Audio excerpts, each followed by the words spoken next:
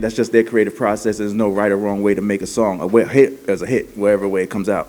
I mean, like even like a Big Sean. Big Sean, we build a studio in his crib, and he just sits in his crib, and producers come over and sit with him, or I send him beats, and he just does his thing. I get hook ideas, I get stuff like that, or and then we'll sit down, we'll listen to the body of work and see, everybody gives opinion of what they think, what they don't, what they think could be better, what we can build on. I do Rihanna's albums. I'm preparing for her the day she steps off tour and says, I want to go in the studio. I'm already ready. Like I already have writers and producers in the studio writing stuff. I'm already have like people sending me ideas. I'm already like gathering a bunch of songs ready. Like I love working with new artists. I'm looking for writers. I'm looking for people that are brand new. I want to hear somebody write something from some place that's never been written before. But your story is your story.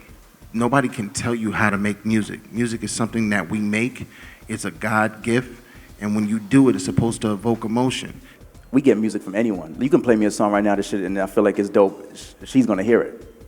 End of the day, like, I don't limit. If you can't, absolutely, you can send me whatever you want to. I'm open to it. But honestly, if you look at the credits, it's tons of producers, and it's big to small. Like it's everyone from like the Stargates to the Timberlands to like to the newer producers that you probably never even heard of. Like a kid named Fred Ball from London. Like it's everyone. I think it's a great way to do it. Like even for me, in making a Rihanna song, I may have like a track, then this person writes to it, and then it's something cool. Then be like, man, you know what? This person, the bridge is a little different. Let's send it to this person to kind of switch up the bridge a little bit. Let's send it to this person to add some strings on it. Be like, damn, who would kill it? Man, Brian Kenny's crazy with the keys. Let's send it to him and see what he can do and like take this part out. So I mean, I don't necessarily think that you have to necessarily like limit yourself to just yourself. Like somebody else can bring something really great to that song, and that can be the difference between making it a good record to a great record. You run into Nicki Minaj or whoever, and she's like, oh yeah, I'm working on my record. You guys start talking, and you have a tape order, give her your tape. She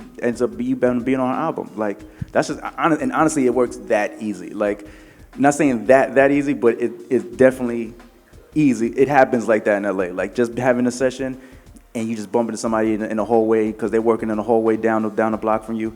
It just happened like that. However it makes you feel when you're in the studio, as long as you're comfortable, then I feel like I can get the records that I need. If you don't have to leave, if, around this time you like to eat, so I make sure that the runners make sure they got your food ready, whatever you need or whatever you like to eat, and so you don't have to think about leaving. Your attention is on that booth, and you guys making a hit record. I don't need nobody thinking about any issues or anything they had to do, or can somebody go across the city and get my car? No, we whatever. Like, just give me a list, and I'll make sure it's handled. So therefore, your mind is in the room, and everything's laid out for you. First of all, you better have some hits before we start making them requests. Let's start there. Facts. The most recent I can say is where Rihanna needed me at work with two ideas songs that I've seen from conception, where we rented this house in Malibu and had like a big writing session, and I helped set up all studios in like all these different rooms. Party Next Door was one of the guys in the room, and going through beats with him and him picking a beat and writing to it, and then going over like, damn, this shit is dope. And he's like, man, I get Drake to do a verse on it. I was like, all right, do that shit. So he goes and Drake sends a verse, like a real rough scratch verse back, and I play it for Rihanna. She loves it. She wants to record to it. Then Drake comes in, fixes his verse up, and they're in the studio together. And now, man, that song was like probably the biggest song of the year, 11 weeks #1 on Billboard. So that's one of the things I feel like it's like something I seen from the ground up.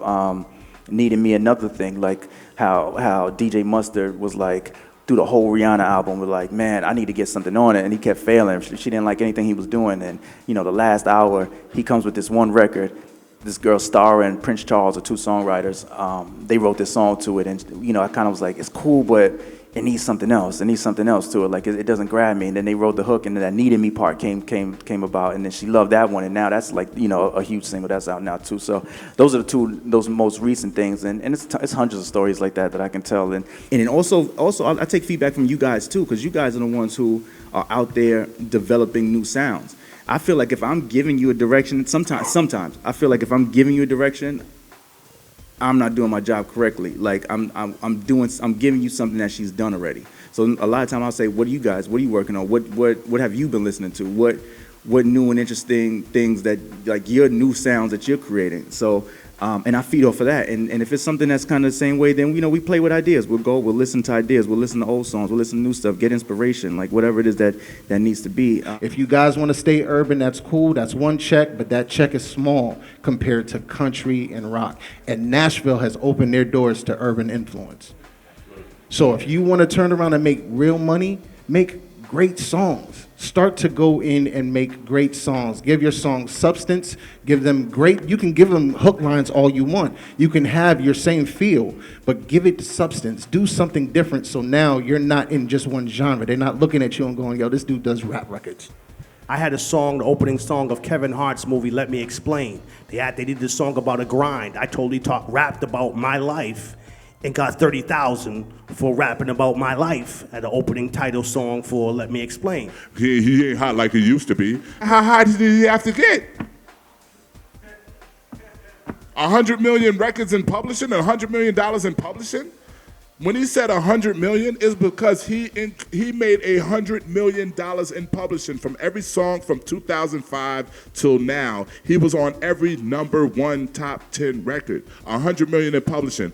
How hot does he have to get? If 2 Chainz said I'm riding around, I'm getting it, you got a hook saying I'm getting it, your shit ain't hot. Just because everybody hustling and everybody's in the game hustling, you know what I'm saying? You all just can't be talking about how you all getting it. Listen, dog, if you grow up and your parents was in the church, then just rap what you grew up knowing. If all your brothers and sisters and uncle was on the block, that's all you know, rap about that. If everybody you knew coming up was shooting people, then rap about that. But don't try to be nobody else, because everybody else is taken. Just be yourself, my nigga, and you gonna make it.